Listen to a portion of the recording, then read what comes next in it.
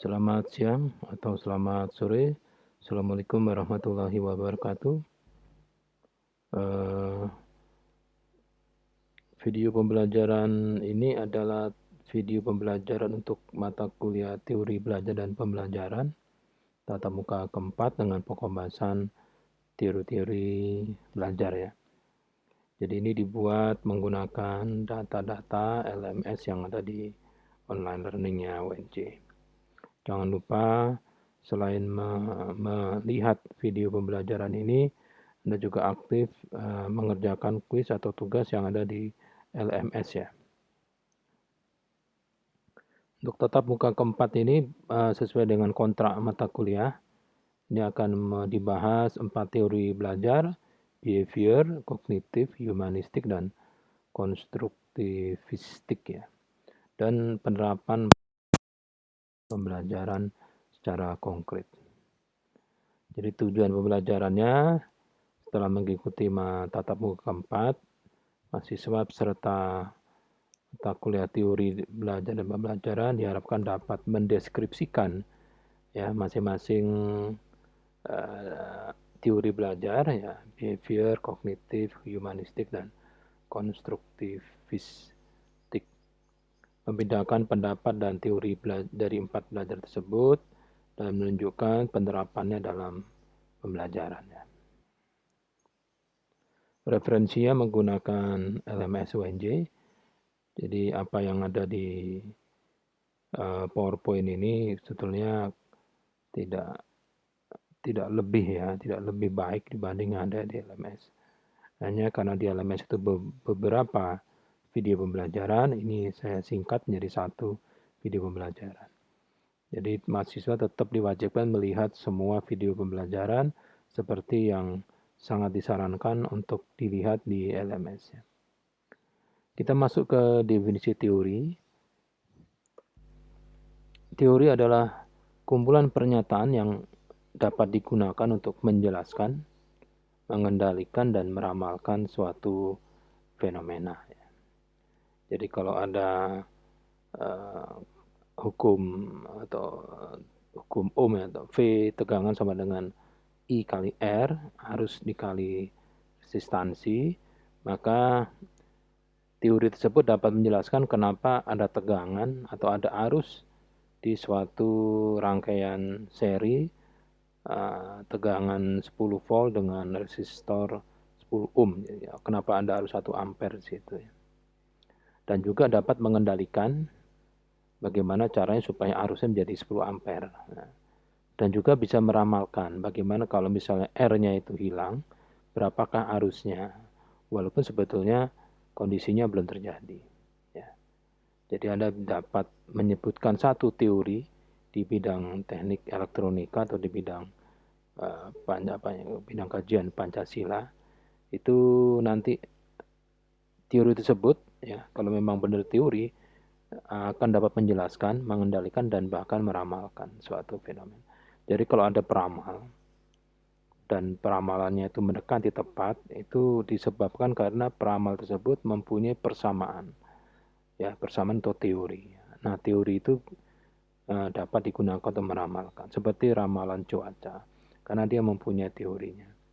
Atau definisi teori yang lain adalah pernyataan-pernyataan yang memuat ide, ya, konsep, prosedur, dan juga prinsip ya, tentang suatu fenomena sehingga dapat dipelajari, dianalisis, dan diuji kebenarannya. Ingat ya, teori ini, definisi teori karena sifatnya sosial, jadi bisa berubah ya, berubah dengan perubahan budaya manusia.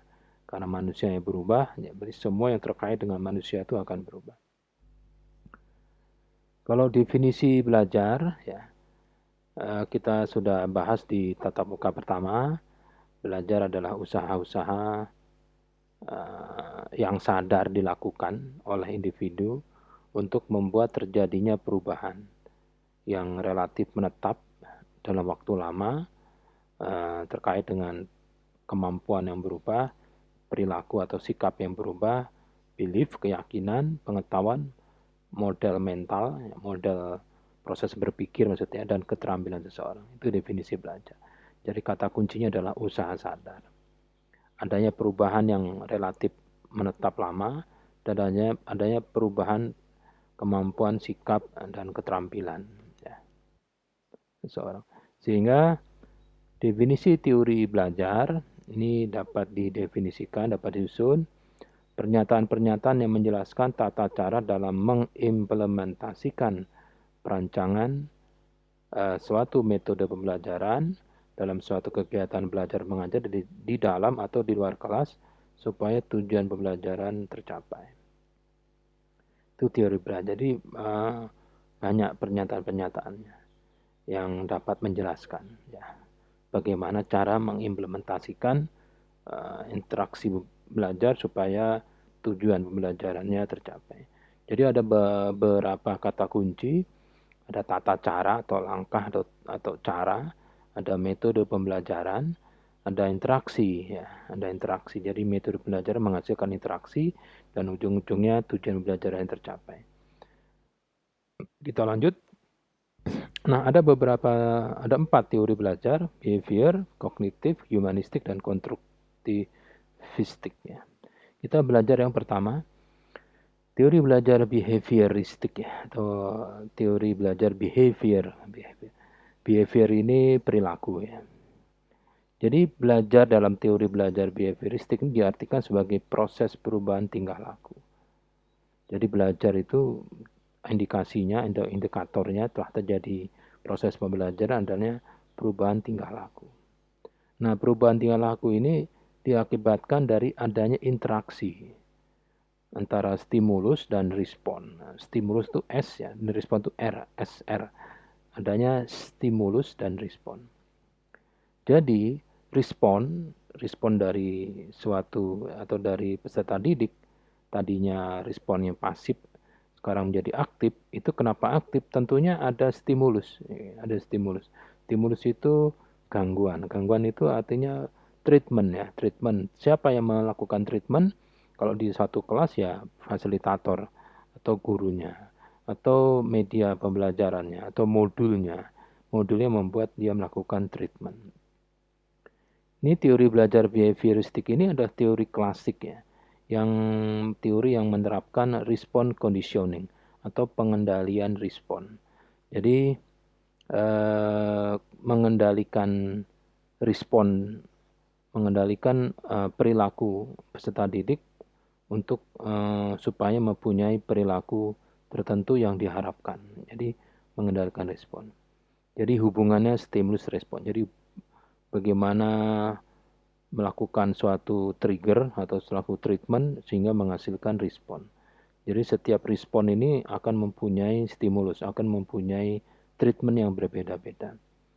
Nah, ini dimaksud atau ditujukan untuk kelas yang mempunyai peserta didik yang pasif ya. Yang pasif diam semua. Kalau diam semua ini berarti harus ada respon, karena no respon itu artinya pasif ya.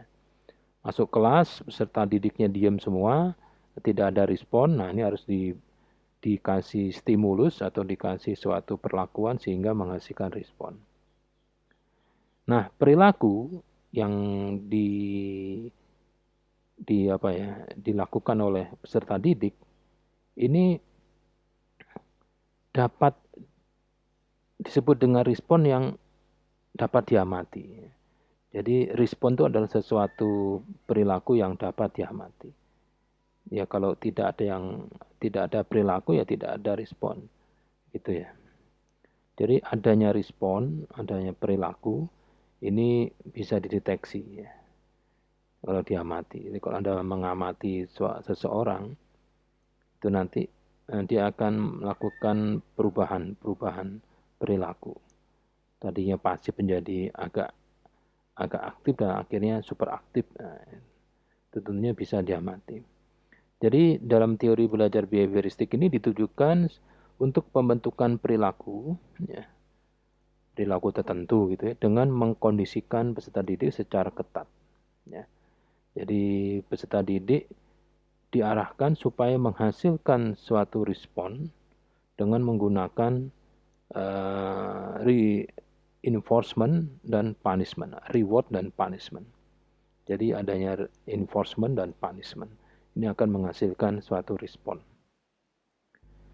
Nah, ada ahli ya pendidikan Pavlov namanya Pavlov. Ini melakukan percobaan di anjingnya. Jadi dia melihat bahwa anjing itu kalau anjing diam ini digodain sama si Pavlov.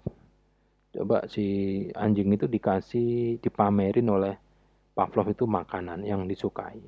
Misalnya pare yang tengahnya ada sosisnya gitu. Nah, anjing itu akan ngiler. Nah, ngiler ini adalah respon dari anjing. Nah, si Pavlovnya yang memamerin anjingnya dengan makanan kesukaan anjing itu dinamakan stimulus. Jadi begitu dipamerin makanan, ada stimulus, nanti anjingnya akan menghasilkan respon, ngiler, ya. Air liurnya kemana-mana. Gitu. Nah, terus setelah itu nggak dikasih makan itu anjing ya, menurut ceritanya Pavlov itu anjingnya dikondisikan kalau ada bunyi lonceng, itu anjingnya akan mengiler. Nah, begitu ada lonceng, dikasih makan. Jadi anjingnya akan datang pada saat ada lonceng untuk makan. Dan itu dilakukan, stimulus anjing itu diberikan awalan berupa lonceng, setelah itu anjingnya mendekat, terus dikasih makan, nah gitu ya. Itu dilakukan terus-menerus ya. Gitu ya. Jadi pada suatu saat dikasih lonceng, terus dipamerin makan, anjingnya ngiler. Gitu ya. Terus dikasih makan. Besoknya lagi anjingnya diem, dibunyikan lonceng, terus dipamerin makanan, anjingnya ngiler. Gitu. Lama-lama kalau dilakukan terus-menerus, itu pada saat anjingnya itu dikasih bunyi lonceng atau dibunyikan lonceng, itu anjingnya itu akan ngiler. Gitu. Ya. Kenapa ngiler? Karena anjing itu berpikiran setelah lonceng ini anjingnya dikasih makan gitu. Jadi merubah respon, merubah perilaku anjing. Tadinya dikasih lonceng diem, sekarang kalau diberikan lonceng yang sama ya, itu anjingnya ngiler. Jadi adanya perubahan perilaku dari tidak ngiler sekarang menjadi ngiler saat dibunyikan lonceng. Jadi kalau dari jarak jauh dikasih lonceng ngiler semua. Jadi suatu area Pavlov itu, suatu area percobaannya Pavlov itu banyak anjing pada males-malesan, begitu dikasih lonceng itu semua ngiler. Orang berbingung, wah apa hubungannya lonceng dengan ngiler? Nah, ini behavior ya, behavior. Nah, terus Pavlovnya tuh mikir ini kalau anjing aja bisa, manusia juga bisa dong. Nah, gitu. Udah sampai situ aja gitu. Jadi ini teori behavioristiknya Pavlov ini disampaikan ke banyak seminar-seminar. Nah, salah satu peserta seminar namanya Guthrie ini. Guthrie, orang Jawa Tengah ini Guthrie. Ini akhirnya karena ragu-ragu dengan teorinya behaviornya Pavlov, terus dia mencoba. Jadi akhirnya dia mengembangkan teorinya Pavlov. Jadi perilaku manusia ini juga dapat dirubah ya. Tadinya pasif menjadi super dengan pemberian stimulus yang diulang-ulang. Jadi akhirnya situasi belajar, dia mempunyai suatu kelas yang ada peserta didik. Nah, peserta didik itu manusia atau ada suatu manusia di suatu lokasi atau suatu kelas. Di situ dikasih stimulus ya, yang selalu diulang, dan nanti hasilnya adalah manusia yang dikasih stimulus itu akan memberikan respon-respon. Nah, gitu. Untuk ya untuk membuat manusia ini memberikan respon terhadap stimulus yang diberikan oleh Guthrie, ini ada penerapan hukuman, ya, hukuman. Ada hukuman dan ada reward. Jadi hukuman yang tepat ini dapat merubah perilaku manusia. Nah, ada 3 metodenya si Guthrie dalam merubah perilaku manusia, menggunakan metode respon bertentangan, respon membosankan, dan metode mengubah lingkungan. Yang pertama, respon bertentangan nih, misalnya kalau seseorang ini kalau melakukan respon ketakutan pada saat ketemu anjing, ini supaya tidak takut lagi dengan anjing, ini caranya ruang kerjanya dia itu dekat dengan kandang Doberman atau herder atau bulldog atau anjing yang kecil, tapi kalau gigit, wah, tangan putus itu. Nah, lama-lama manusia yang tadi ketakutan anjing itu akan lama-lama nggak takut, malah bisa main sama anjing. Jadi merubah perilaku dengan cara memberikan treatment atau memberikan stimulus, ya, stimulus. Jadi tadinya takut kesetrum. Wah, orang mahasiswa elektronika kok takut kesetrum. Malah setiap kali praktek disuruh megang kabel listrik. Tadinya terkencing-kencing, ya, tapi lama-lama kabel listriknya dikemut, karena sudah inzen, sudah bukan ruki lagi. Jadi pemberian respon yang bertentangan. Atau menggunakan treatment yang menggunakan metode membosankan. Jadi kalau ada peserta didik atau mahasiswa itu kedapatan tugasnya itu sama persis, ya, sama persis dengan temannya, ini nilai tugasnya dia sama temannya itu dikasih separuhnya. Jadi kalau nilainya itu 80, ya 40. Wah, nanti kan marah itu ya, temennya. Ah, lu sih nyontoh gua, nggak pakai teori goblok. Kalau nyontoh tuh filenya diubah itu preferensinya, nama-namanya. Masuk diklik kanan namanya sama. Nah, atau kalau telat masuk kelas nyanyi dangdut, gitu ya. Atau orang yang tidak suka dengan lagu dangdut itu disuruh menjual CD musik dangdut. Wah, itu akan lama-lama suka dangdut gitu. Ya, lama-lama suka dangdut. Nggak suka duren, ternyata nikah dengan supplier duren. Nah, setelah nikah selama 2 tahun, itu kalau dia sendawa itu duren baunya. Jadi sudah berbeda. Atau metode mengubah lingkungan. Nah, ini caranya perilakunya diubah dengan cara merubah warna. Tadinya bosen, peserta didiknya males ya. Atau makannya lama. Ini Pak, restoran ini Pak, pembelinya makannya lama Pak. Makan bakso tapi 2 jam. Oh gini sekarang caranya. Warna tembokmu itu kamu ubah menjadi warna ungu. Terus sekarang yang beli masih sama Pak, tapi habis makan pergi. Nah, jadi perilakunya diubah. Mengubah susunan kursi yang tadi yang menghadap ke belakang, sekarang menghadap samping. Gitu ya. Jadi kalau gurunya atau dosennya menulis di papan, itu siswanya bisa keluar tanpa ketahuan. Jadi jumlah siswanya tetap 30, tapi orangnya berbeda-beda. Nah, ini perilaku yang diubah ya. Ini menurut Guthrie. Nah, ada lagi yang Skinner ya. Skinner ini juga sama, lihat teorinya behaviornya Pavlov. Itu kan ada teori pengembangan teori conditioning ya, pengkondisian. Ini dikembangkan. Jadi peserta didik ini akan banyak mendapatkan stimulus, banyak sekali stimulus. Coba kalau Anda lewat di jalan ya, atau jalan menyusuri lorong-lorong yang ada di UNJ itu banyak stimulus. Ya, ada mahasiswa yang, "Hei, halo," ada pekerja, ada dosen yang sok teu, ada teknik yang belagak pilon, ada yang nggak jelas siapa itu. Itu akan membuat stimulus.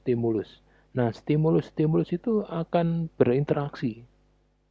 Gabungan stimulus A berinteraksi dengan stimulus B menghasilkan stimulus C. Nah, stimulus C berinteraksi dengan stimulus D mengakibatkan enggak karu-karuan. Nah, ini nanti akan mempengaruhi respon Anda.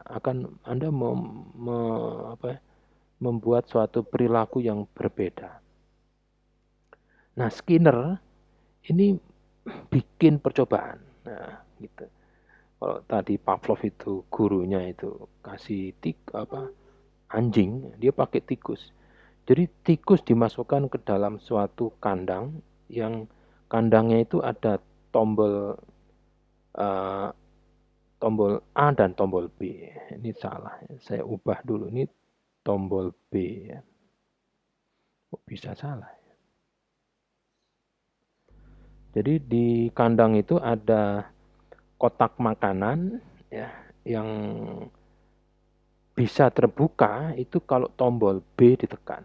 Tapi kalau tombol A ditekan itu ada mekanisme yang membuat tikusnya kesetrum. Nah, gitu. Coba pada saat tikus dimasukkan pertama kali, tikus ini tikus bego, tikus sangat goblok atau sangat pinter, ya pokoknya asal tikus putih ya, dimasukkan ke suatu kandang. Nah, begitu tidak ada stimulus, tidak mendapatkan stimulus apa-apa, tikusnya akan mempelajari kandang, bau-bau, weh, ada makanan, tapi kok nggak bisa masuk. Cari-cari jalan, nggak ada jalan. Dah, dia diam-diam aja. Nah, terus suatu saat tikusnya itu entah karena sengaja atau nggak sengaja, atau belagak bego, ini bagian tubuhnya yang mungil itu neken tombol A. Tombol A itu bukan tombol yang sentuh tendangan. Jadi kesenggol buntutnya, kuping aja bisa berubah. Nah, tombol A ketekan, itu tikusnya kena strum. Nah, strumnya akan baru hilang kalau tikusnya tidak di area tombol A. Wah, kaget ya, tengah mati. Sialan, anjing. Sampai nyetrum. Wah, tikusnya kaget. Nah, terus nyoba lagi. Deket tombol A. Kesetrum lagi. Nah, di situ dia tahu, oh kalau ke sini kesetrum. Dia enggak tahu kesetrum, tapi kalau ke sini dia akan merasakan sensasi yang sangat luar biasa. Membuat bulunya itu rontok. Ya. Nah, dia akan enggak mau ke situ. Nah, strum itu adalah punishment kalau dia mendekati area tombol A. Gitu. Nah, tapi kalau dia mengarah ke lokasi dekat tombol B, itu dia akan senang karena makanannya keluar. Ya keluar sebentar, keluar satu bagian makanan keluar gitu. Nah, dia makan. Nah, ini sampai makanannya habis ya, atau sampai energi strumnya habis. Ini tikusnya akan mendapatkan perubahan perilaku. Ya, dia tidak akan ke area tombol A dan selalu ke area tombol B. Nah, ini bukti ya, pembuktian dari Pavlov menguatkan teori conditioningnya Pavlov. Skinner bilang bahwa strum itu punishment dapat mempengaruhi perilaku. Dan reinforcement atau reward itu juga dapat merubah perilaku seseorang. Maksudnya kalau tikus begitu, manusia juga bisa dong. Karena dia tidak ada yang mau menjadi tikus. Ya, jadi dia buat pengumuman siapa yang mau jadi kelinci percobaan. Disetrum ya nggak ada yang mau. Tapi kalau ternyata tikusnya begitu ya berarti manusia juga begitu gitu. Jadi kalau di dalam kelas itu yang nggak bertanya itu dikasih tugas gitu. Tapi yang bertanya dikasih hadiah. Nah, seperti yang kemarin sudah dibahas ya, motivasi positif itu ya. Jadi manusia itu kalau dikasih hukuman ini tidak akan melakukan perilaku yang membuat dia mendapat hukuman. Tapi kalau dikasih penguatan, dia akan mengulangi itu penguatan. Itu Skinner punya teori. Nah, ini ada yang namanya operant conditioning. Jadi pengkondisian operan. Operan itu suatu nilai yang bisa dioper-oper ya. Kalau di mikroprosesor itu ada operan. Misalnya load AL dengan suatu nilai. Nah, operan itu AL itu.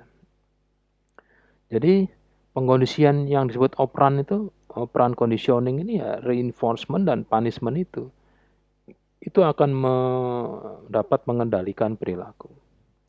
Jadi dalam penyampaian dalam pembelajaran di kelas, jadi jangan lupa ya, kalau peserta didiknya itu sudah melakukan perilaku yang disebut benar, kasih penguatan. Wah, jawabannya super sekali.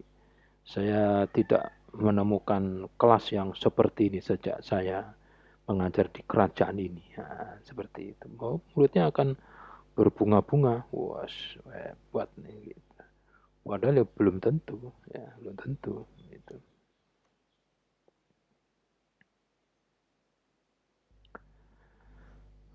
Tapi, jika masih ada yang salah dalam penyampaian jawaban dari seorang peserta didik, itu Anda perbaiki ya. Oh, jawabannya masih belum sepenuhnya benar, bukan salah gitu.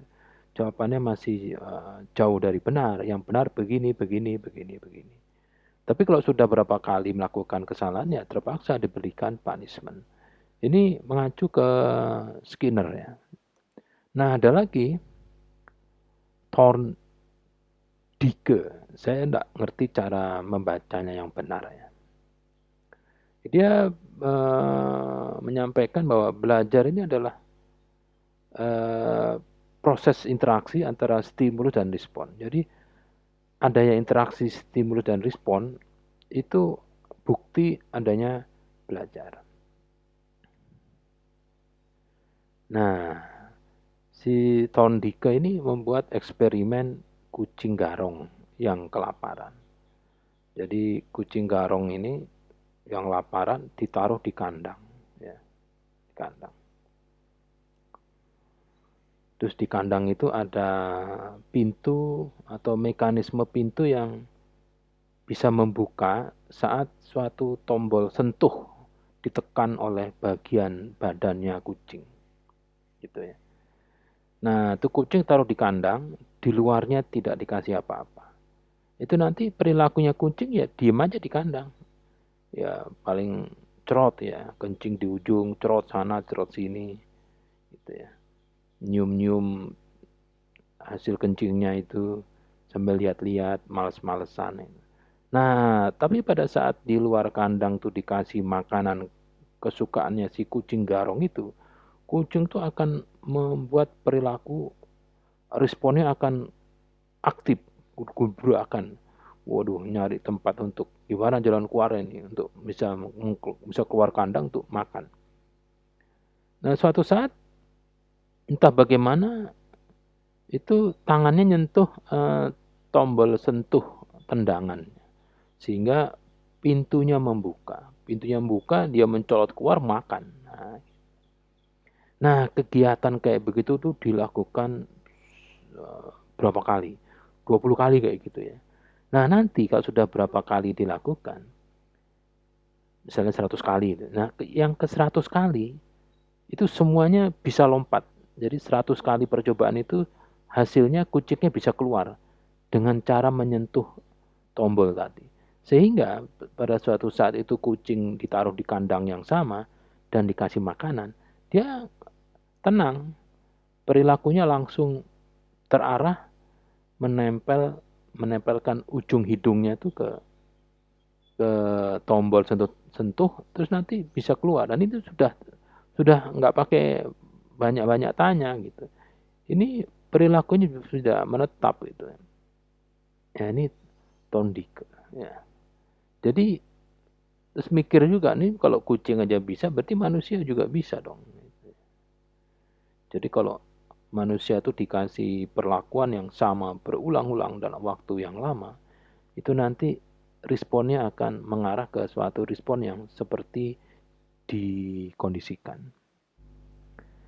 Dalam pembelajaran, ini responnya teori belajarnya behavioristik mengacu ke Thorndike ini mengacu ke teknik belajar trial dan error, selecting dan connecting, memilih dan mengkoneksikan pengetahuan yang dengan pengetahuan yang sudah diterima.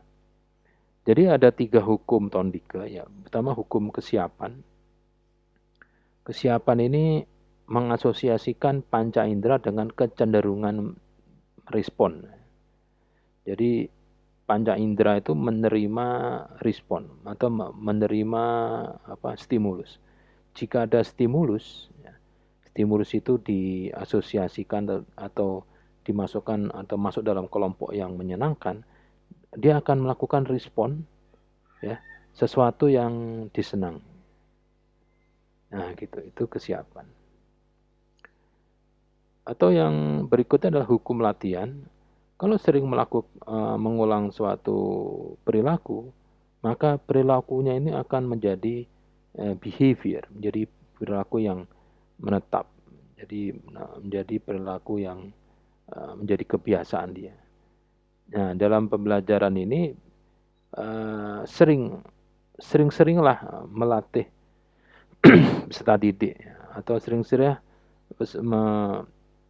mewajibkan peserta didik untuk mengerjakan latihan. Semakin banyak latihan, ya semakin baik ya, semakin baik pengetahuan. Misalnya teori menembak itu 10 jam. Latihannya sekali nembak. Nah, ini akan tidak lebih baik dibanding sama-sama ikut teori menembak 10 jam dan kemudian latihan 1000 jam ya menembak. Jadi sniper yang bagus-bagus itu telah menembakkan 10.000 pelurunya dan semuanya masuk ke dalam sasaran. Ya gitu ya. Jadi seringlah latihan. Ini yang jadi dasar kenapa banyak latihan. Kalau ikut pembelajaran itu ya menerapkan Thorndike ini, teori belajar behavior atau hukum akibat. Jadi biasa kan teorinya kalau stimulus respon menghasilkan sesuatu yang menyenangkan, maka perilakunya akan diulang. Jadi misalnya kalau terlambat mengumpulkan tugas dapat hukuman, tapi yang tidak terlambat dapat hadiah. Nah, ini tugas berikutnya sebelum waktunya sudah mengumpulkan, berharap hadiah. Walaupun awalnya itu berharap hadiah, tapi lama-lama menjadi suatu habit, suatu kebiasaan, suatu perilaku yang menjadi dasar atau menjadi basicnya seseorang. Jadi kalau ada temannya mengumpulkan tugas atau datang di kelas itu sebelum jamnya, itu bisa jadi diantaranya bukan karena motivasinya tinggi, karena mungkin dulunya pernah mendapatkan hadiah atau mendapatkan hukuman.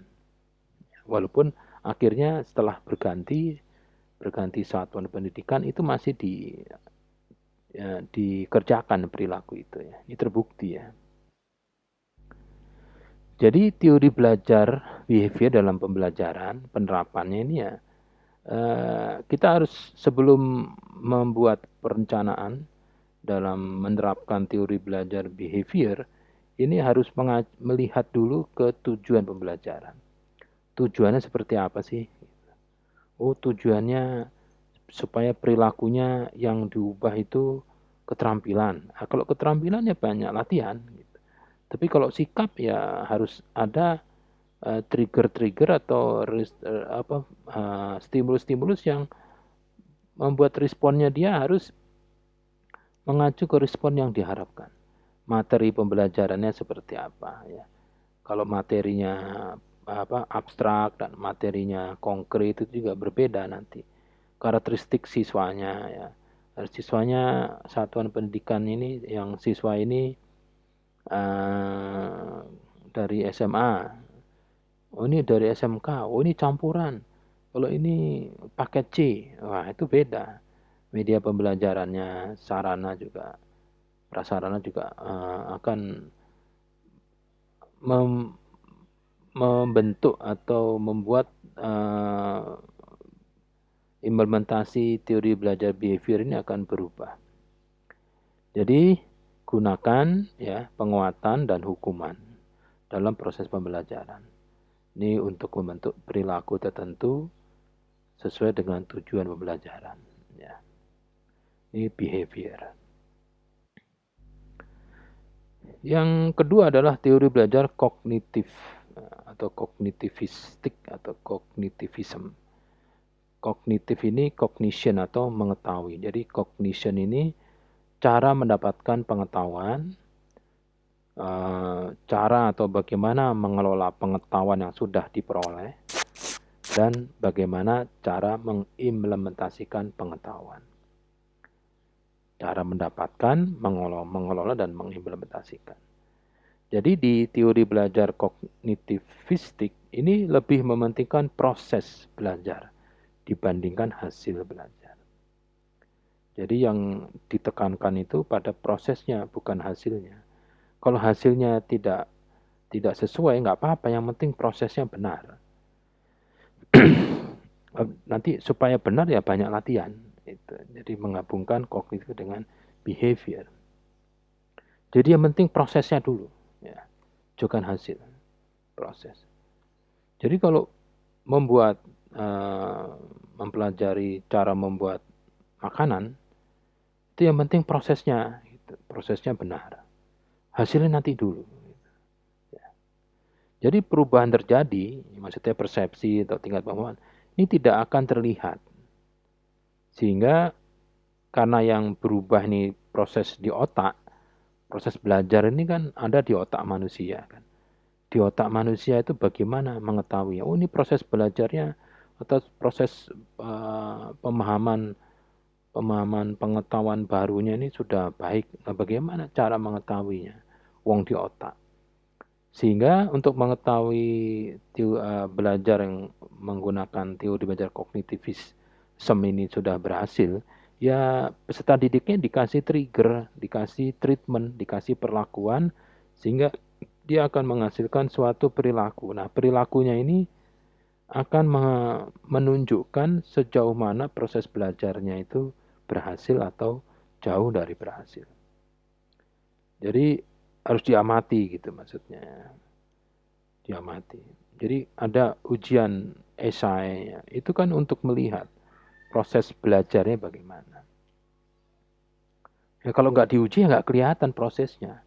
Wong kepalanya kan seperti itu. Kita nggak tahu, nggak bisa lihat isi kepalanya. Isi kepalanya ya isinya putih tahu gitu, kayak tahu. Tapi kan di dalam tahu itu ada neuron, dendrit dan sebagainya, sinapsis. Itu kita nggak tahu prosesnya, itu proses kognitif yang ada di kepala manusianya. Sama-sama diem tapi bisa saja di satu kepala itu sedang proses kognitifnya sedang berlangsung. Nah, supaya bisa kelihatan mana proses kognitifnya yang berjalan sesuai dengan harapan, ya dikasih pertanyaan. Atau di suatu dikasih treatment sehingga dia melakukan respon, ya, melakukan suatu respon atau perilaku yang akhirnya dari perilaku itu bisa diketahui karena diamati. Itu ya. Nah, Piaget ini biangnya kognitif. Ini beliau menyusun 3 tahapan proses belajar supaya proses kognitif ini terjadi di otak serta didik. Yang pertama asimilasi atau pengintegrasian. Jadi begitu seseorang mendapatkan informasi atau pengetahuan baru, ya, ini coba akan dicari supaya menyatu dengan struktur kognitif yang sudah ada di otaknya. Gitu.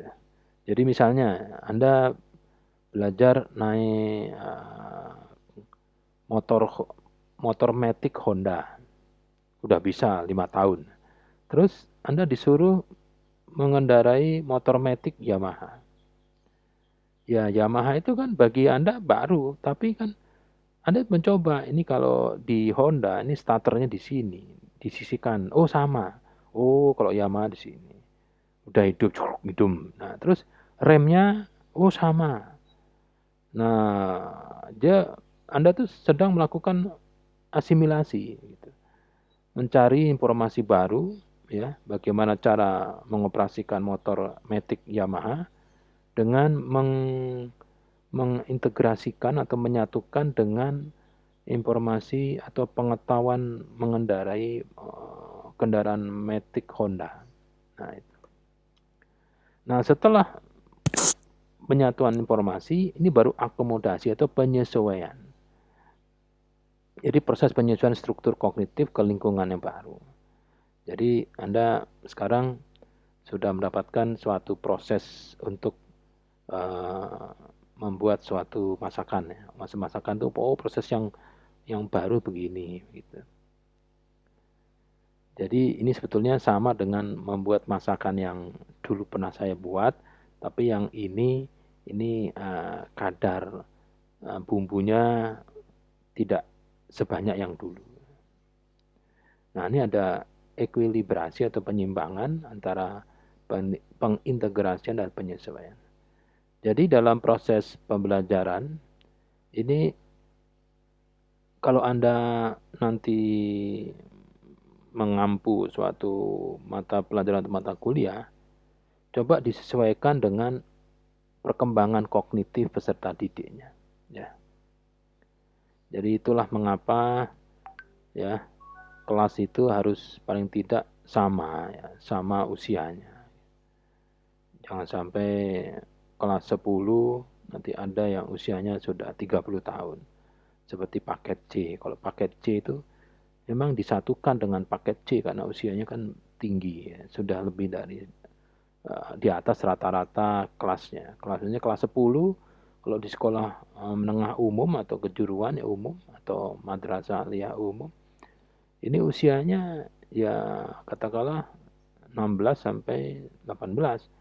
Tapi kalau paket C bisa 20 sampai 30 gitu. Nah, itu beda nanti. Ya proses berpikirnya anak usia 16 sampai 18 ini akan berbeda dengan proses perkembangan kognitif atau perkembangan otaknya itu di manusia yang usianya 20 atau 30 sampai 40 gitu. Ini akan berbeda gitu ya. Ausubel juga ahli yang mendukung teori belajar kognitivistik ini menyebutkan ada dua jenis belajar, ya. Yaitu belajar bermakna, meaningful learning, dan belajar menghafal, rote learning. Jadi belajar bermakna ini jika suatu peserta didik mendapatkan informasi yang baru, ini setelah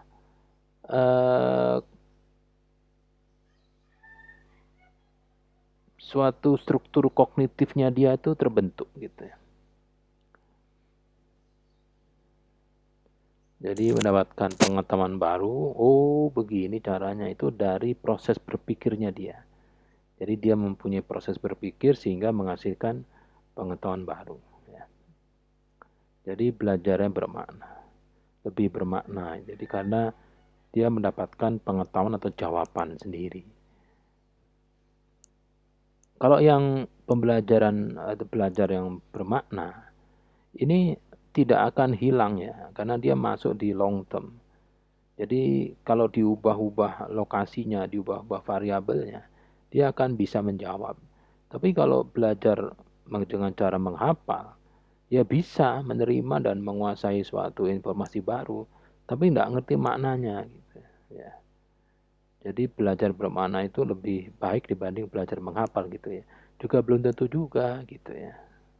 Jadi ada yang pertama adanya perubahan perilaku ya. Karena dia sudah memahami karena dia mempunyai proses kognitif ya. Proses berpikir di kepalanya dia itu sudah paham alurnya. Prosesnya itu misalnya ada 5 langkah, dia sudah paham langkah-langkah itu untuk menghasilkan kesimpulan atau pengetahuan baru. Jadi untuk menghasilkan suatu pengetahuan baru, kalau seseorang itu dalam struktur berpikirnya atau struktur kognitifnya ini mempunyai katakanlah 17 alur atau 17 proses, subproses. Nah, gitu. Nah, itu berbeda-beda ya, ada yang cuma 3, ada yang 5 gitu. Tapi kalau yang menghafal ini enggak pakai proses, ya udah langsung hafal gitu, dihafal aja. Dihafal misalnya pi ya, 3,14. Itu kalau yang hanya menghafal ya 3,14 itu ya ini A kamu, ini A kamu. Jadi ngertinya ya 3,14 itu pi. Pi, tapi kalau yang bermakna pi itu kalau dia nggak apa 3,14 sampai 16 digit di belakang koma, dia bisa mendapatkan nilai tersebut karena dia bisa menurunkan gitu. Itu yang bermakna. Nah, ada lagi Brunner, ya, Brunner. Jadi menyebutkan bahwa ada suatu model pembelajaran namanya discovery. Discovery itu eksplorasi. Ya. Adalah proses pembelajaran yang terjadi saat peserta didik dapat mengorganisasikan sendiri suatu pengetahuan baru. Discovery learning itu adalah strategi pembelajaran atau model pembelajaran ya, yang mengkondisikan peserta didik untuk dapat mengorganisasikan sendiri suatu pengetahuan baru. Nah, ini peserta didik akan bebas menemukan suatu konsep, teori, dan definisi dari suatu fenomena. Sehingga peserta didik kemudian dapat menyimpulkan apa yang didapat sebelumnya. Jadi kalau diberi kebebasan seperti ini, jadi akan kreatif dan inovatif. Tapi permasalahannya kalau diterapkan di suatu kelas, apakah Anda siap gitu ya? Bebas menemukan suatu konsep. Ini untuk ilmu-ilmu dasar ini akan sulit gitu. Jadi menerapkan, memperoleh pengetahuan kenapa tegangan itu sama dengan arus dikali resistansi. Itu kan suatu, kalau harus melakukan praktikum kan, praktikumnya harus ada banyak peralatan-peralatan yang mendukung. Gitu ya. Jadi discovery learning yang terbimbing mungkin ya, itu bisa. Jadi intinya peserta didik dapat menyimpulkan suatu pengetahuan baru dengan cara mengorganisasikan sendiri ya kegiatan berpikirnya sehingga pada akhirnya menyimpulkan. Ini akan lebih bermakna ya. Gagne ini juga salah satu konseptor kognitivistik. Jadi beliau itu memperkenalkan information processing. Jadi belajar ini sebagai suatu proses atau hasil pengolahan informasi di dalam otak manusia. Jadi ada 4 proses dalam mengolah informasi. Pertama, reseptor itu panca indera. Ini fungsinya menerima atau mengubah informasi. Nanti diberikan suatu, menjadikan simbol dan kemudian disimpan atau dikirim ke memori. Nah, memorinya itu disebut sensory register. Jadi memori sementara atau jadi penampung informasi. Ini ada register ya. Register itu penampung. Jadi informasi-informasi disaring yang penting, yang sesuai dengan yang sedang dicari ya. Ini dimasukkan ke dalam short term memory, memori pendek. Nah, kalau sudah merasa prosesnya sudah baik, ini memori yang tadi di short term ini akan masuk ke dalam memori long term. Jadi ada memori yang penyimpanan yang pendek dan ada yang panjang. Kalau yang panjang itu misalnya memori-memori yang tidak pernah lupa ya, tidak pernah lupa. Anda sekolah SD di mana, teori yang Anda peroleh saat ini, bagaimana cara berjalan, ya, cara menangkis serangan, bagaimana cara selamat dari jatuh, bagaimana cara mandi, makan, berjalan, berlari, kejar anjing, lompat dan sebagainya. Itu fungsi-fungsi dasar itu masuk dalam long term memory gitu ya. Tapi kalau short term itu biasanya hasil-hasil panca indera yang sifatnya akan diproses ya. Dan setelah itu ada respon generator atau bagian otak yang dapat menyusun suatu simpulan atau suatu jawaban. Jadi itu yang menyusun, akibatnya menghasilkan informasi yang baru atau pengetahuan baru atau jawaban. Ini nanti posisinya ada di long term memory. Nikahnya. Jadi implementasi teori pembelajaran kognitif dalam pembelajaran ini ya gunakan strategi pembelajaran yang berfokus pada proses pembentukan pengetahuan baru oleh peserta didik. Prosesnya saja ya, prosesnya. Jadi kalau proses pembentukan pengetahuan baru ini peserta didiknya belum on, karena usianya atau kematangan berpikirnya belum ya, Anda harus kondisikan, Anda harus support ya. Anda harus fasilitasi dengan langkah-langkah yang membuat mereka itu mengerjakan step by step sehingga mendapatkan satu proses berpikir yang utuh gitu. Yang berikutnya pembelajaran berfokus pada pembentukan pengetahuan baru sebagai hasil pengalaman belajar yang bermakna. Jadi usahakan ada peserta didik itu mendapatkan pengalaman belajar yang bermakna. Gitu. Bermakna itu ya ada maknanya, bukan sekedar setelah belajar lupa gitu. Jadi ada muatan-muatan yang ditaruh atau diletakkan dalam proses pembelajaran pada saat interaksi sehingga pengetahuan itu masuk dalam long term memory gitu ya. Jadi misalnya kalau membuka pintu mobil pada saat mobilnya diam, buka pintu di jalan. Jadi Anda berhenti, Anda naik mobil berhenti di pinggir jalan, buka pintu. 10 kali buka pintu di jalan itu tidak terjadi apa-apa. Itu tidak ada pengalaman. Ya, tidak ada pengalaman, tidak ada perubahan perilaku. Tapi kalau Anda buka pintu di jalan untuk pertama kali, begitu buka pintu ada bis yang lewat sehingga pintu Anda lepas, itu kejadian itu akan menjadi pengalaman belajar yang bermakna gitu. Sehingga besok-besok kalau mau buka pintu lihat belakang atau lihat depan atau lihat lingkungan, itu bermakna namanya. Gitu ya. Dan strategi pembelajaran yang berfokus pada perkembangan usia psikologis peserta didik.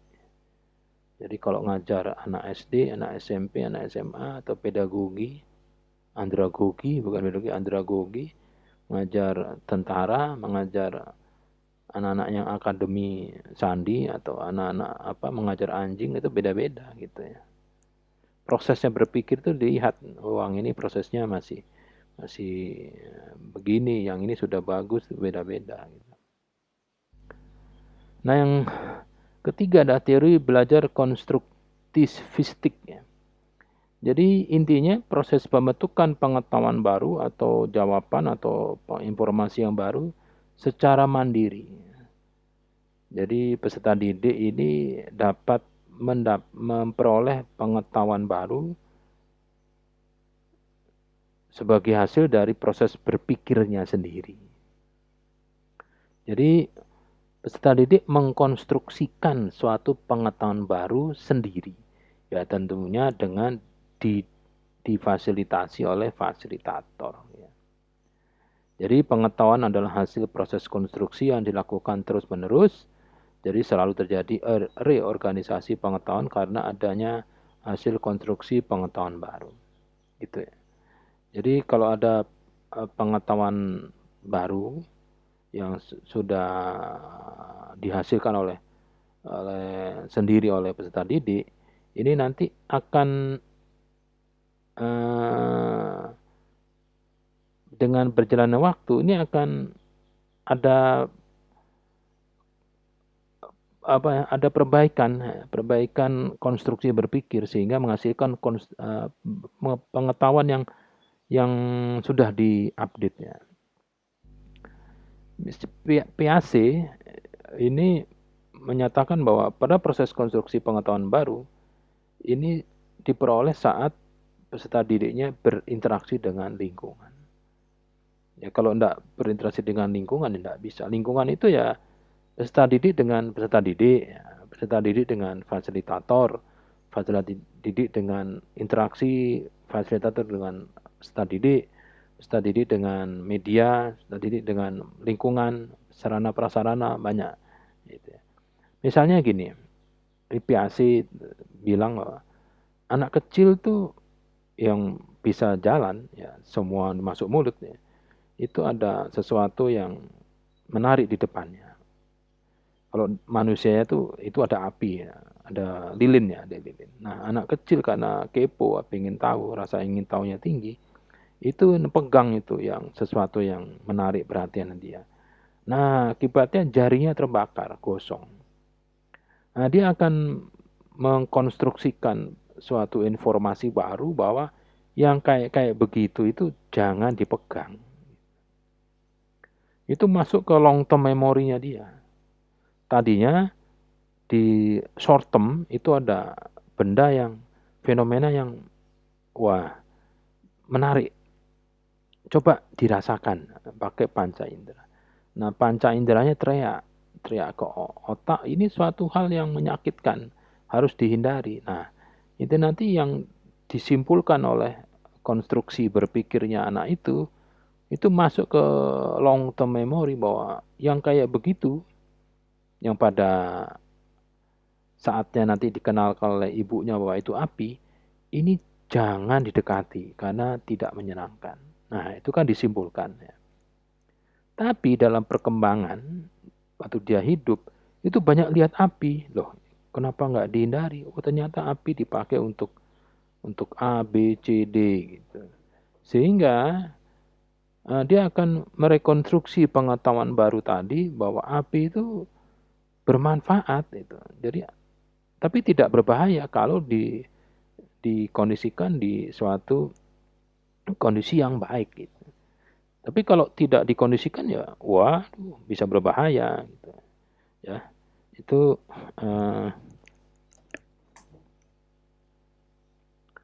adalah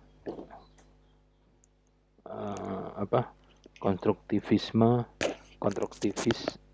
menurut Piaget. Ada lagi Vygotsky ya. Jadi dia mempunyai dua ide. Ya. Jadi pertama perkembangan intelektual.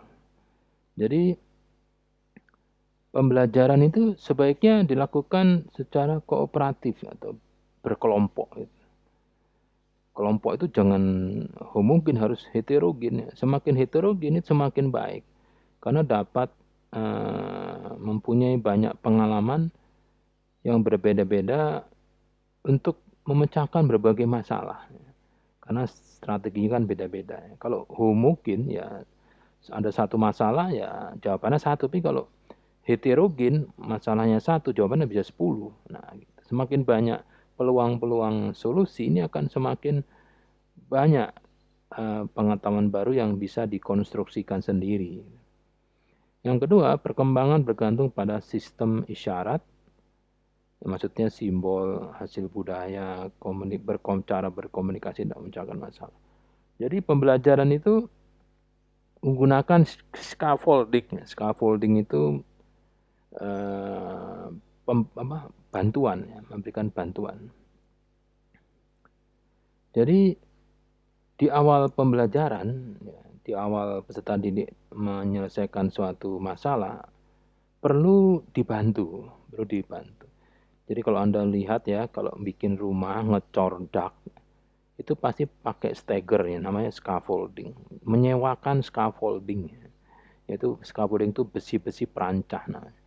Jadi dalam pembelajaran di awal-awal itu perlu bantuan, scaffolding itu.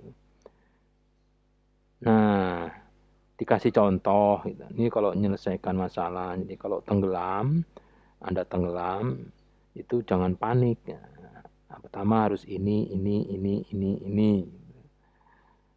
Secara konsep dan secara praktis itu diajarkan di awal. Nah, sisanya nanti peserta didik dapat sendiri menyimpulkan dengan pengalamannya sendiri. Ini akan lebih bermakna. Itu Vygotsky. Jadi teori belajar konstruktivis dalam pembelajaran ini coba gunakan pada proses pembelajaran dengan cara membuat benda kerja.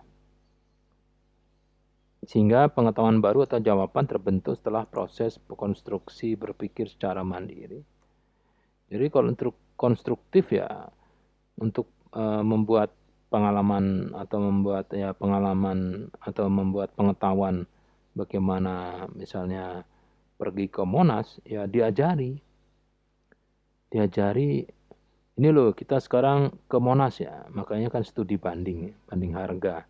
Kita studi banding harga ke Tanah Abang atau ke Tamrin City.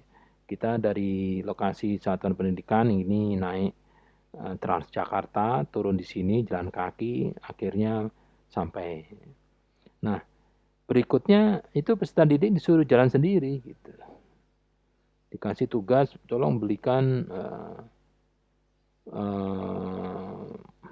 batik gambar Pangeran Melar mancing.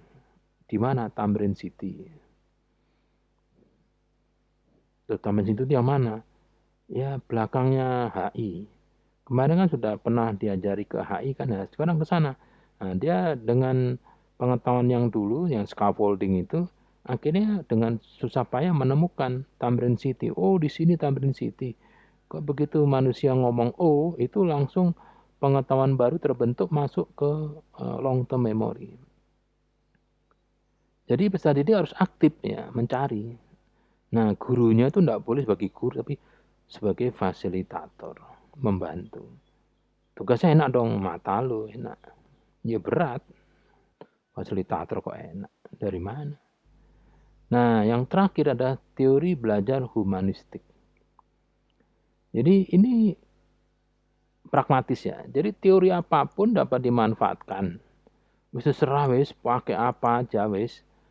Asal tujuannya untuk memanusiakan manusia. Coba, untuk memanusiakan manusia. Jadi sebetulnya sebelum teori belajar humanistik itu manusia belum manusia. Gitu. Bukan dirinya sendiri. Coba. Seperti dia kok kayak manusia, berarti kan bukan manusia. Masih bagus kayak anjing. Seperti anjing tapi masih manusia. Tapi kalau kayak manusia kan bukan manusia. Nah, ini dapat tercapai ya, supaya aktualisasi diri dapat tercapai. Jadi Anda pakai teori belajarnya siapa bebas. Pokoknya ujungnya aktualisasi diri manusia tercapai. Aktualisasi diri itu apa? Jadi dalam kelompok kerucut Maslow ya, ada Maslow menerangkan kerucut kebutuhan manusia ada lima tingkat. Yang paling tinggi adalah aktualisasi diri. Jadi puncak kebutuhan manusia tertinggi. Jadi kondisi seseorang yang dapat menyadari, dia sadar bahwa dia mempunyai potensi yang ada dalam dirinya untuk mencapai tujuan dalam hidup. Itu teori belajar humanistik. Bagaimana caranya supaya manusia itu bisa mengaktualisasikan dirinya. Ini yang paling berat ya, paling berat. Ya mencapai.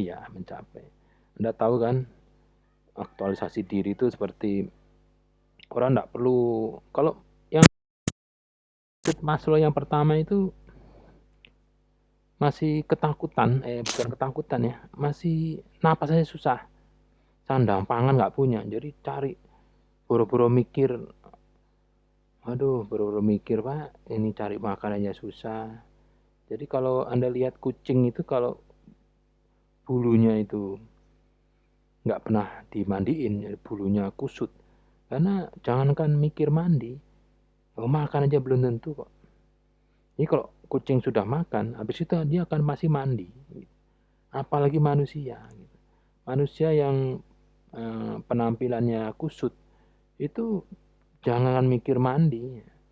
Mikir napas aja nggak bisa, nggak dapat napas. Mikir makan nggak dapat, nggak punya pakaian, nggak punya pekerjaan. Nah kalau sudah punya pekerjaan, ketakutan. Ketakutan kalau pekerjaannya hilang, itu yang kedua. Kalau yang ketiga nanti mempunyai apa ya, sifat menyayangi, jadi punya keluarga dan seterusnya. Akhirnya paling tinggi ya itu tadi, aktualisasi diri. Jadi saya mau jadi Pak RW, jadi RW ini nggak dibayar pun nggak apa-apa. Saya ingin mengabdikan hidup saya. Wah ini kan udah jos. Coba Anda lihat dosen di UNJ yang saya bekerja sebagai dosen di UNJ untuk mencari nafkah. Wah itu isinya ya baru Maslow yang pertama. Tapi kalau sudah Maslow yang paling tinggi, yes, saya pokoknya mengajar, nggak dibayar nggak apa-apa. Kelas nggak ada, saya pakai nyewa kelas sendiri. Listrik nggak ada, saya bawa genset. LCD proyektor nggak ada, saya pakai sendiri. Nah kayak gitu. Kalau nggak ada mahasiswa ya Pak, nanti saya rekrutmen orang masyarakat umum untuk bisa mendengarkan saya kuliah. Jadi pinginnya itu dia memberikan materi, tapi saya nggak ada yang dengar. Nah itu karena aktualisasi dia terlalu tinggi. Jadi tidak banyak orangnya kayak begini. Jadi teori belajar yang humanistik itu juga akhirnya penerapannya sulit ya. Coba lihat teorinya Klopp ini. Jadi ada 4 tahapan belajar menurut Klopp. Jadi untuk bisa mencapai aktualisasi diri, yang pertama adalah pengalaman konkret, pengalaman aktif, konseptualisasi, dan eksperimentasi. Jadi tahapan pengalaman konkret ini peserta didik ini dapat mendapatkan pengetahuan baru dari pengalaman sendiri. Jadi dia merasakan suatu fenomena, dapat menceritakan fenomena tersebut ke orang lain, tapi belum paham kenapa fenomena terjadi. Nah, tahap kedua, semakin lama, semakin sering atau sering menceritakan fenomena tersebut ke orang lain, lama-lama dia bisa, peserta didik itu bisa melakukan observasi. Ya, observasi terhadap fenomena yang terjadi itu secara aktif. Jadi, oh fenomena ini terjadinya karena begini, begini, begini. Oh, gitu. Jadi akhirnya mencari jawaban mengapa fenomena terjadi. Terus dapat bertanya juga, kenapa ini terjadi? Sebelumnya apa? Sebelum fenomena ini, sebelumnya ada apa? Nah itu ya. Nah yang ketiga, akhirnya bisa membuat level abstraksi, ya, membuat teori konsep hukum tentang suatu fenomena. Ini biasanya menggunakan logika berpikir induktif atau mengeneralisasi suatu fenomena. Jadi menyimpulkan dari peristiwa yang dialami sendiri atau empiris. Ini induktif.